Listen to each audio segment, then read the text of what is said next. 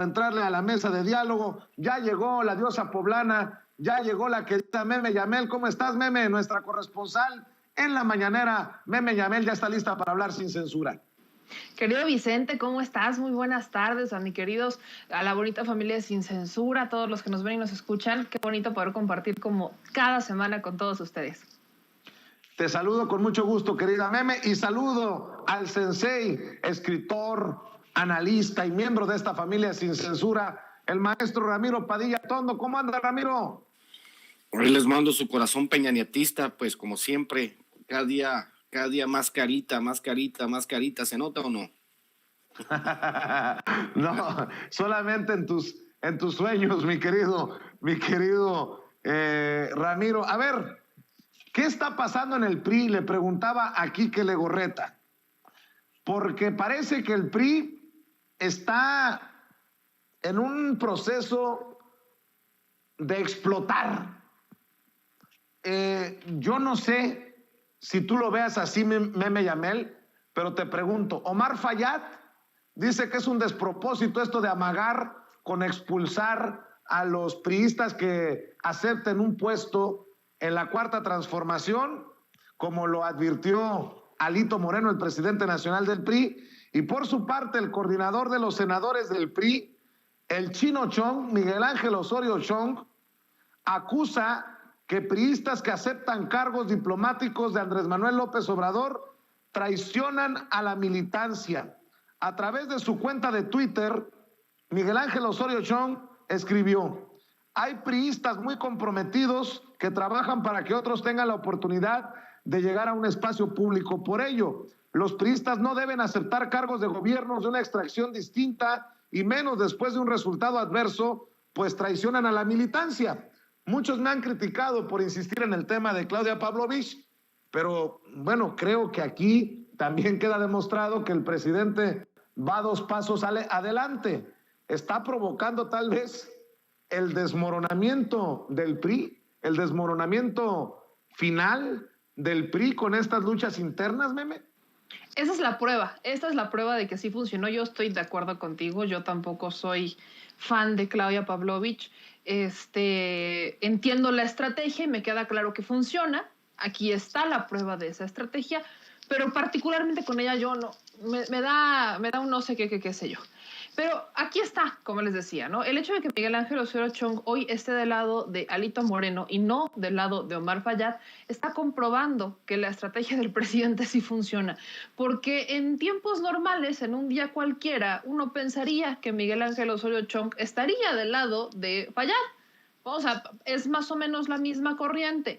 Los Murillo Karam, Miguel Ángel Osorio Chong, o sea, estamos hablando de los priistas de Hidalgo. Entonces, de alguna manera uno pensaría que, o más bien, uno tiene más pruebas de que Osorio Chong de un día normal podría estar de acuerdo con Omar Fayad y no con un Alito Moreno. Recordemos que Alito Moreno es más de una corriente de Luis Videgaray, y si regresamos un poco en el tiempo, había disputas por quién iba a ser el candidato del PRI en aquel tiempo, si iba a ser Osorio Chong, si iba a ser Videgaray, ¿no? La apuesta era ellos dos, y se decide que sea José Antonio Meade, ¿no? Que era como lo mejor de 2 mundos, habían mencionado los priistas de forma interna en sus filas, y para evitar discrepancias y como buscar un tema de unión y que no se fraccionaran el partido, pues apuestan por un Meade y no por un Osorio Chong, que muchos lo consideraban el candidato natural del PRI, o un Luis Videgaray, que prácticamente ya había gobernado y que con los cambios que se habían hecho de la Secretaría de Hacienda a la Secretaría de Relaciones Exteriores,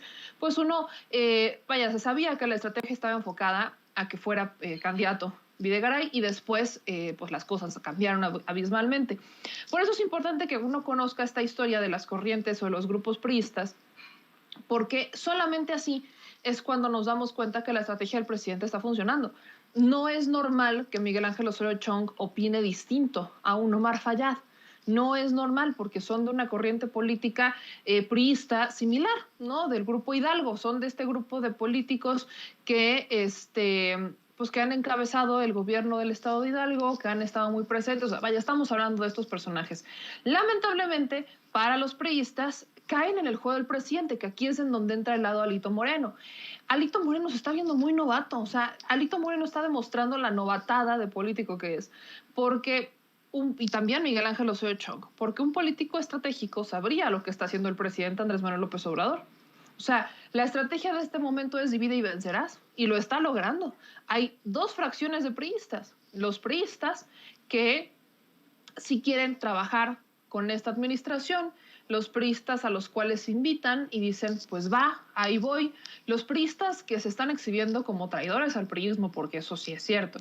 Y están los otros priistas que quieren defender a capa y espada un partido que ya no tiene mucha razón de ser, un partido que ha traicionado sus documentos básicos, su ideología. O sea, es un partido político que no tiene mayor razón de ser. Así que creo que esta parte es muy importante que la podamos mencionar porque está dando la prueba real, fehaciente y aparte pronta y expedita de que el presidente sabe lo que hace. Aunque no estemos de acuerdo con algunos temas, pero es una estrategia que está funcionando y aquí están los resultados. Querido Ramiro, ¿cómo ves este proceso de tensión o de desmoronamiento del PRI? Parece que hay una lucha interna ahí que en momentos es todos contra todos y pues hay que decirlo, esto lo provocó el presidente Andrés Manuel López Obrador con los nombramientos de cónsules y embajadores dados a conocer hace un par de días. La pregunta, Vicente, sería, ¿qué va a pasar si a la exgobernadora de Sonora, Pavlovich, cuando esté en Barcelona, la tenga que regresar porque hay auditorías en curso sobre su gestión de gobierno en Sonora? Es lo que a mí me llama la atención, que pues hay mucho ruido de fondo con los nombramientos, como toda la gente le da por especular, nos da por especular, que es parte también de nuestro trabajo, pensar, ¿no?, los posibles escenarios de lo que sucede con este tipo de nombramientos. Yo también me pregunto qué va a pasar si pues, derivado de las auditorías que se hagan en Sonora, a la señora Pavlovich, ya una vez que esté instalada allá en Barcelona, tenga que regresar a México a rendir cuentas sobre sus actos en Sonora. Esa es una pregunta. Ahora, por el otro lado, vamos, agarrar a patadas al PRI, pues es como, ¿cómo te diré? El presidente como que se está viendo bien abusivo, ¿no? El PRI está en el piso y todavía va el presidente y lo agarra a patadas, ¿no? Ya lo agarra a patadas ya cuando está en el piso, pero pues es que hay que entender que hay ciclos que se cumplen. En el caso, el ciclo de la vida política del PRI ya se cumplió en el país, lo que sigue es que desaparezca. Quisiera que en el mismo sentido, pues, por ejemplo, aquel cascarón vacío, que es el PRD, también desaparezca, y la ultraderecha panista azul pedorra, el Ku Klux Klan, también desaparezca.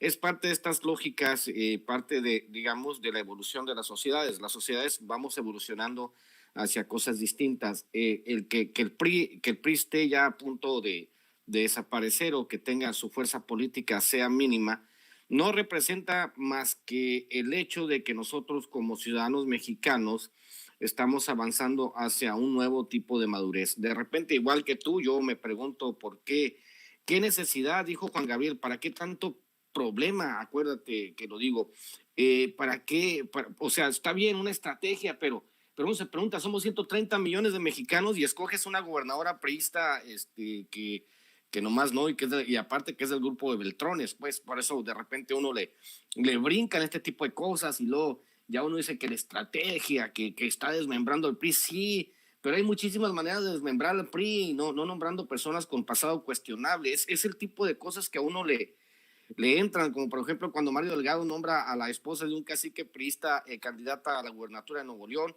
y ahora tenemos a los fosfo, ¿no? Gracias a las decisiones de Mario Delgado. Es ese tipo de cosas que uno de repente en política, dicen que en política no hay casualidades, pero sí, yo desde mi trinchera y desde mi muy humilde persona rechazo enérgicamente que alguien como la exgobernadora se vaya de embajadora, habiendo tantos perfiles y tantos millones de mexicanos que pueden hacer un mejor trabajo, mi querido Vicente. Así es, y bueno, ya que estamos en estas cosas, leo de Sin embargo MX, a ver qué les parece. Es un tema que hemos abordado una y otra vez, pero me parece interesante lo que publican los colegas de Sin embargo. 3 años se fueron ya y Gersmanero no logra una sola sentencia por corrupción. Hertz Manero cumple 3 años como fiscal general de la República, entre acusaciones por no respetar la autonomía de la dependencia, con la apertura de menos carpetas de investigación que la extinta Procuraduría General de la República, y trae a cuestas la falta de sentencias en casos emblemáticos de corrupción. Me llama la atención esto que se publica y bueno, también mencionar que ahí están los casos muy politizados. Los expertos entrevistados por, sin embargo, MX hablan de una fiscalía que sigue operando con la misma estructura, con la misma lógica que la Procuraduría General de la República. No solo no ha abierto la comunicación con la sociedad civil y las víctimas, sino todo lo contrario. Incluso podemos decir que hemos dado un paso atrás en este aspecto, dice el abogado Eduardo Rojas. Mi querida Meme Yamel, 3 años y dicen los colegas de Sin embargo MX que no hay una sola sentencia por corrupción. Y es cierto, Lozoya está en el bote pero no sentenciado. Lavalle Mauri está en el bote pero no sentenciado. Rosario Robles está en el bote pero no sentenciada. No se pueden adjudicar el tema de Javier Duarte, o sí, no sé, ustedes me dicen. En fin, mi querida Meme, tu opinión acerca de esto. Es un problema muy grave. Hay que decir que no solamente son expertos, abogados e independientes. Hablemos del propio Instituto Federal de Defensoría Pública, ¿no? He platicado con algunos de ellos, particularmente con el secretario técnico de la Unidad de Tortura, que es esta nueva defensoría, ¿no? Viene esta nueva área en la defensoría con estos cambios que surgen a raíz de las reformas judiciales que se hicieron en años pasados, perdón. Y particularmente ellos también dicen que su principal obstáculo para defender es la fiscalía. O sea, estamos hablando de defender casos de tortura, casos de personas que están de forma injusta en prisión. El principal obstáculo para acatar las recomendaciones, para que avance el proceso, es la fiscalía. Lo dice el propio Instituto de Defensoría Pública actual, que el problema ya ni siquiera son los jueces. O sea, llegamos a los jueces y por supuesto que hay jueces corruptos, pero muchas veces los jueces tienen que corregirle la plana a lo que están haciendo los fiscales, ¿no? Viene en ese sentido y es lamentable. A finales del año pasado, un informe que analiza la Fiscalía General de la República habla de una tasa de impunidad del 95% de los casos. 95% de los casos. O sea, hay una tasa de impunidad del 95%, que es justamente a lo que se refiere. Sin embargo, lamentablemente, en cuanto a autonomía, por ejemplo, de la Fiscalía, la parte presupuestal, la parte política y la parte operativa son las que tienen un indicador menor. Por ejemplo, el titular de la Fiscalía General de la República interpreta la autonomía como si fuera una carta abierta para que opere sin transparencia y sin rendición de cuentas. Es cierto que la Fiscalía General de la República tiene que guardar mayor cuidado con cómo informa los procesos, pero si algo nosotros hemos visto aquí es que si de algo nos enteramos que pasa en la Fiscalía es porque lo filtran a los medios de comunicación. Y aquí entra un tema interesante, contrario a lo que podrían pensar, porque muchos intentan justificar a Hertz Manero diciendo que esas filtraciones vienen por parte de la defensa. Las cosas que se filtran son casualmente las que beneficiarían a la Fiscalía, no a los defendidos, no a un Emilio Lozoya, no a un Jorge Luis Lavalle Mauri, no. Estamos hablando de cosas que le benefician a la Fiscalía. Por ejemplo, casos relacionados con un Emilio Lozoya, de cuando se publica que va a solicitar el fiscal general de la República una pena para Emilio Lozoya, eso se enteró a través de la prensa. No es algo que les beneficia a Emilio Lozoya. ¿Qué es lo que sí hace? Avisa. O sea, le está avisando a Emilio Lozoya por canales no institucionales y a la defensa de Emilio Lozoya por canales no institucionales cómo va a solicitar, qué va a solicitar el fiscal. Recordemos, también regresemos en el pasado a recordar lo que pasó justo con un Emilio Lozoya. El abogado, uno de los abogados de Emilio Lozoya, también es representante jurídico en un asunto de Hertz Manero. ¿Que eso no es conflicto de interés? ¿Que no es un conflicto de interés entre el fiscal y un defendido y una defensa de alguien que atentó en contra del Estado, como lo es un Emilio Lozoya con el caso Odebrecht y agronitrogenados. O sea, seamos honestos, en lo único que hemos visto que el fiscal sale a hablar es cuando se cuelga medallas, cuando fue el caso de Salvador Cienfuegos Cepeda o cuando estaban realizando el tema de la detención de Emilio Lozoya. Nada más, cuando ya lo habían extraditado y cuando fue lo de Estados Unidos, de cómo habían prácticamente liberado a Salvador Cienfuegos Cepeda, en ese momento el fiscal salió a hablar. Y me acuerdo que el fiscal salió con Aristegui, con Ciro Gómez Leiva y con López Dóriga a colgarse las 1001 medallas como si fuera héroe de guerra. Y yo pregunto, ¿y eso de qué nos sirve? En el caso particularmente de Rápidos y Furiosos, digo, qué padre que ya se abrieron estas carpetas de investigación, es un tema histórico, ¿no? El tema del abrir o solicitar estas órdenes de aprehensión en contra del Chapo Guzmán, de García Luna o de Cárdenas Palomino por lo de Rápidos y Furiosos.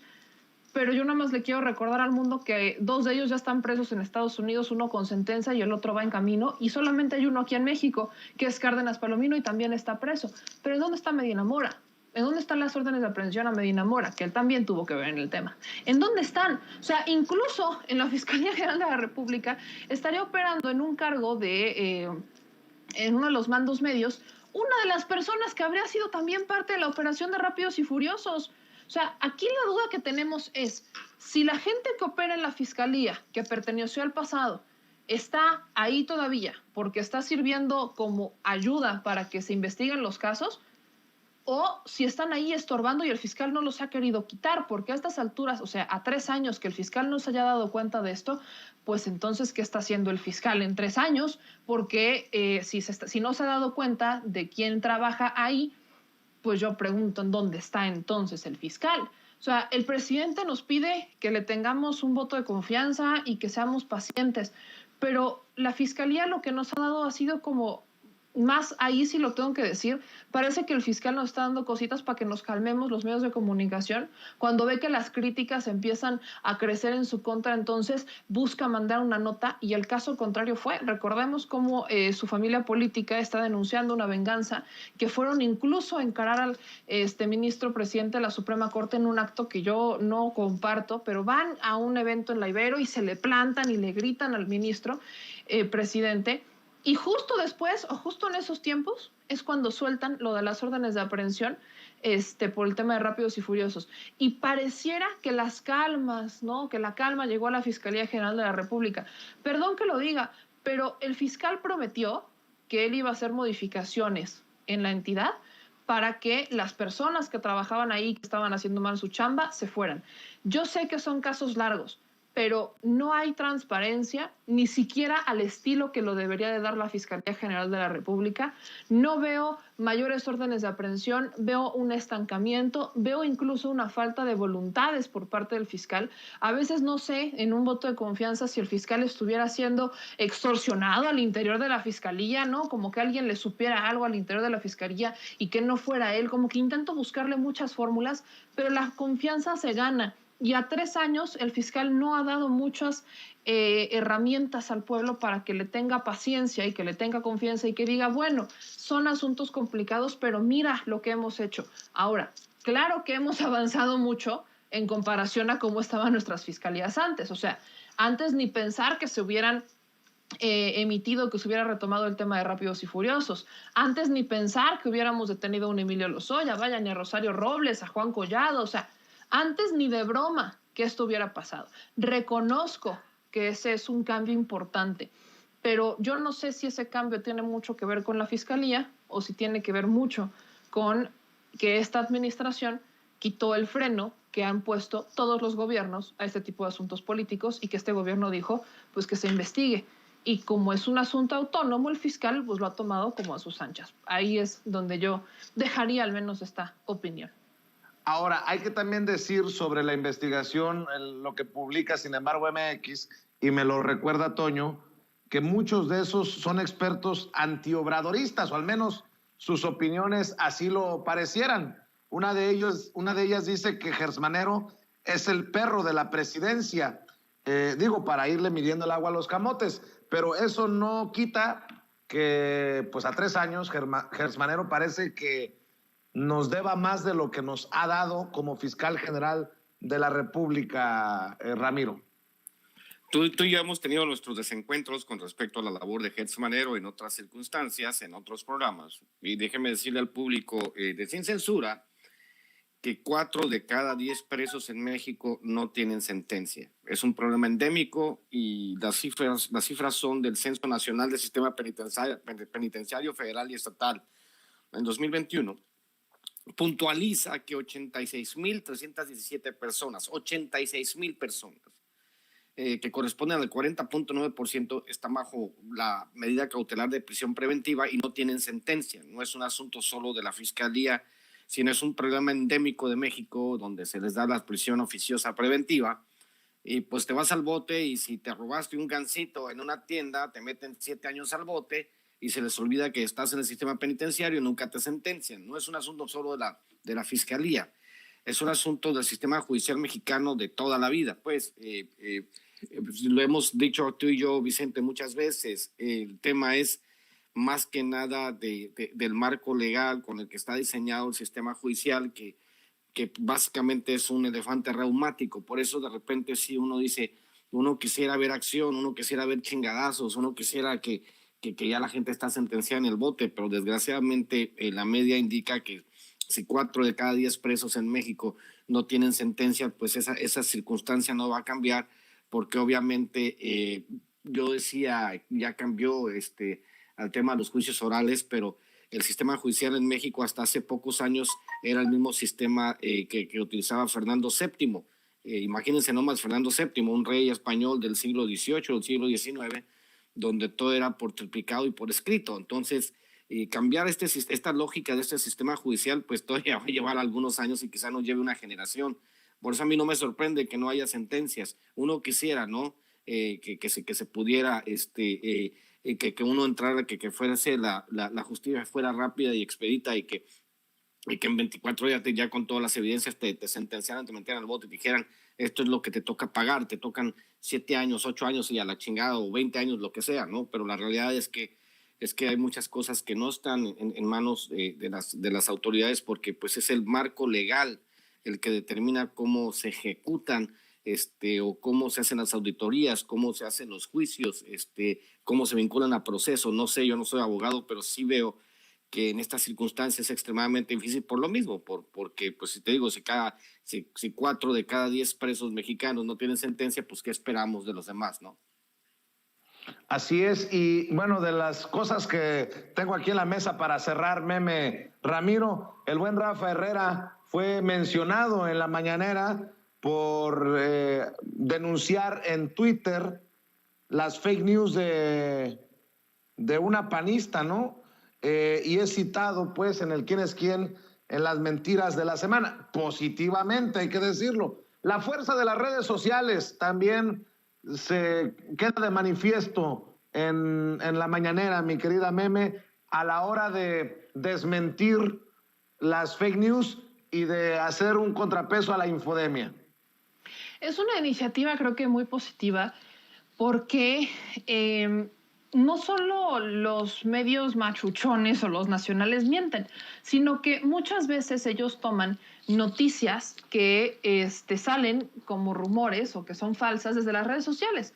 Hemos visto que si toman un rumor para convertirlo en una noticia y gran noticia y exclusiva, bueno, seamos honestos, también toman las publicaciones que son falsas, que están editadas, que son mentira, las toman y dicen, miren, es que aquí tenemos unos denunciantes, o miren, es que aquí están, y los usuarios ni siquiera existen, a veces hasta creo que son creados por ellos en algunos casos. Así que cuando vemos que desde las redes sociales también se construyen muchas mentiras, creo que es muy valioso que desde quién es quién le den oportunidad a las audiencias, a la gente, al pueblo, de decir, oye, a mí me llegó, pues cuántas veces no hemos visto esta carta que lleva circulando desde el 2006, creo, de que si llegaba el presidente Andrés Manuel López Obrador al gobierno, nos iba a quitar la propiedad privada y no sé qué. Bueno, siguen con esa carta, nada más le van modificando palabras y la fecha, y siguen con esa carta y luego la convierten en noticia. Entonces, el hecho de que hoy, por ejemplo, Rafita fuera el el que inaugura la sesión con aguas con este fake news, es muy positivo,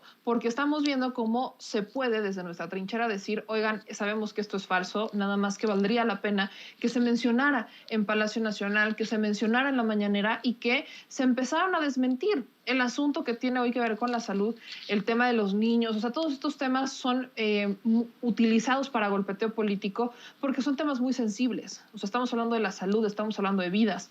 Entonces son temas que se usan mucho y que son muy rentables y son muy emocionales y que pegan mucho. Y por ahí han querido entrar todo político ha buscado entrar desde esa trinchera. La diferencia es cómo lo hacen, ¿no? Si lo hacen, si de verdad tienen el interés de atender estos casos o no. Y en el caso de las pruebas COVID, pues tenemos a estos panistas que todo lo hacen negocio. O sea, hablamos de 400,000 pesos al día que se ensartan estos alcaldes de la Miguel Hidalgo y de la Benito Juárez, panistas, que hasta parecen siameses a estas alturas, ensartase casi 500,000 pesos diarios por estas pruebas COVID, y me encanta porque salían con sus comentarios de nosotros no estamos ganando ni un peso. Bueno, ¿estos creen que nos chupamos el dedo? Han de creer que no sabemos ni cómo funcionan estos esquemas de amiguitos y favoritismos.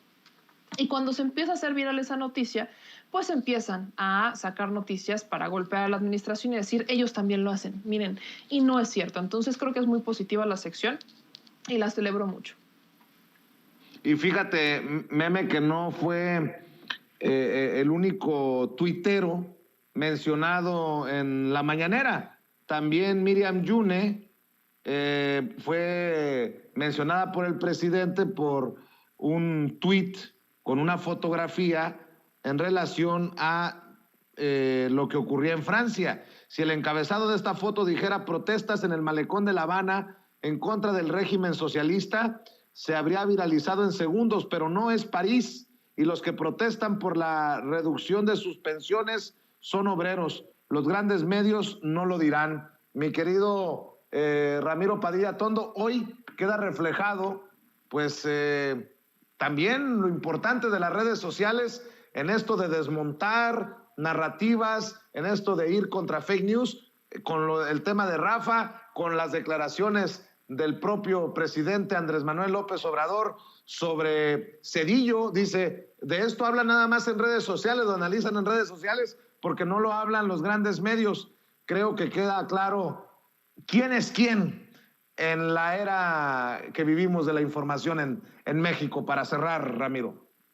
No, primero que nada, Miriam Yune, pues es una tuitera bravísima, muy inteligente, que hay que seguir. Y también yo quiero felicitar a Rafa Herrera porque se ve que ha puesto muy bien en práctica todo lo que le he enseñado para ser para ser señalado de la mañanera. Me parece que está haciendo las cosas muy bien, Rafa, lo está haciendo bien de hace tiempo. Y la verdad es que sí, al final de cuentas, buscar la verdad no se encuentra, lo hemos dicho muchas veces, he escrito mucho sobre el tema, tengo libros sobre el tema. La verdad no se encuentra en los medios corporativos, como decía Rafael Correa, el expresidente de Ecuador. Desde que se inventó la imprenta, la verdad es la que quiere el dueño de la imprenta, ¿no?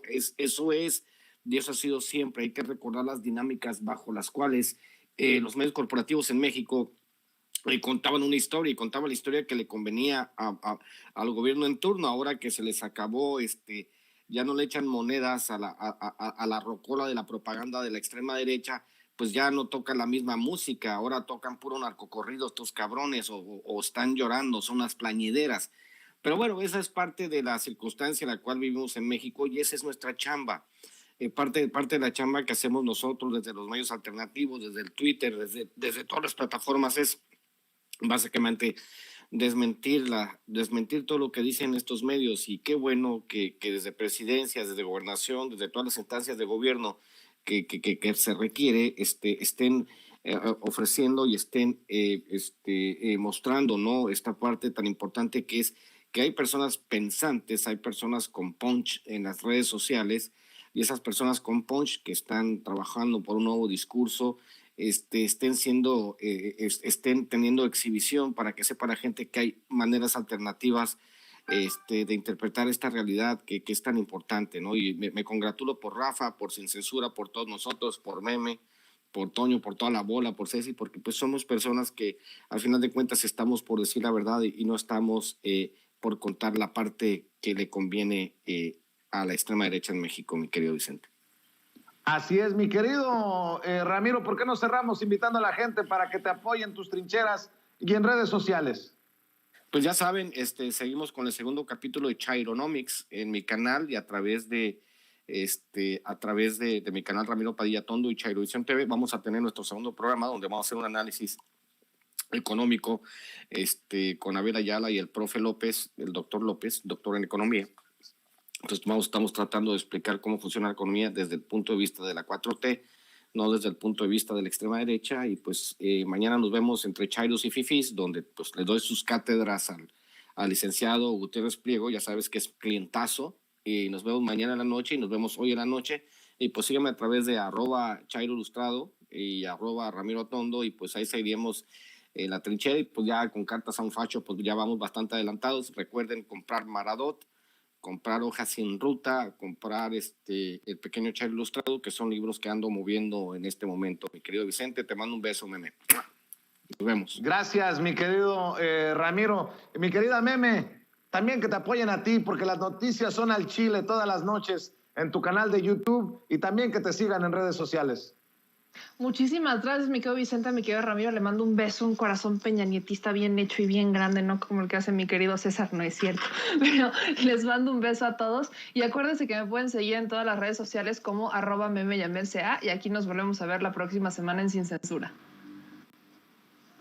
Pendiente de tu trabajo también en Palacio Nacional. Ojalá que te toque por ahí participar y poner los temas que dejen la víbora chillando. Un abrazo, Meme, un abrazo, Ramiro, y también un abrazo para nuestra amiga Nancy Flores, periodista y corresponsal de la revista Contralínea, quien seguramente mucho tendrá que opinar del ridículo que está haciendo Lorenzo Córdoba con sus caricaturas de este chile habanero.